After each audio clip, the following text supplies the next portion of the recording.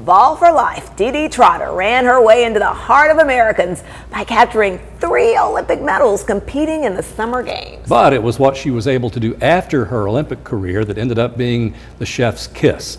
Let's go to Ben Bobic in Paris with her story. The Olympics are filled with some of the best stories, moments, and memories. Legends are born on this stage. But what happens to the stars after their time as competitors is over? For one Tennessee alum and multi-time Olympic gold medalist, she was finally able to pursue her true dream.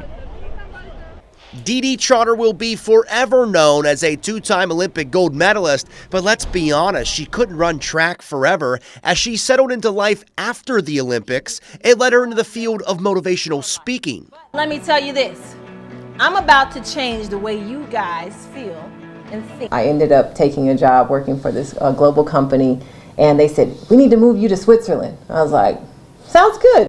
As someone who traveled the world running, it was nothing new, but it did provide a greater appreciation for the trips abroad. I really had a chance to travel and do the same places I had already visited, but not running this time. I was talking about running, which was kind of like, oh no, 2 worlds meet. But then the world came to a halt during COVID, and though everyone's pandemic experience was different, Trotter used the time at home to finally pursue her true passion.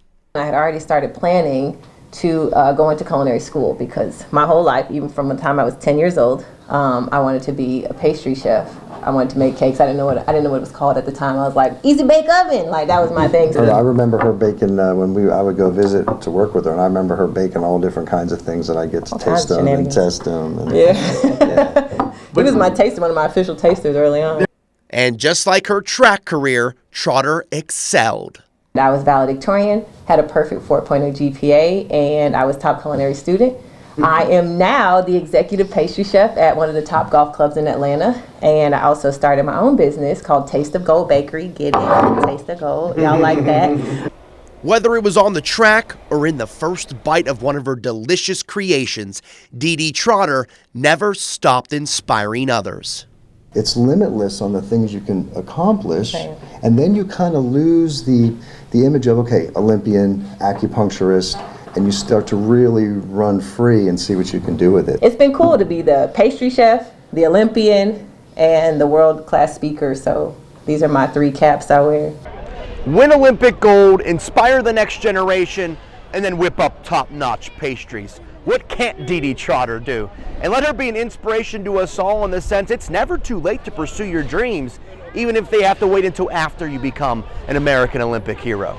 Reporting from Paris, France, Ben Bobic, Local 3 Sports.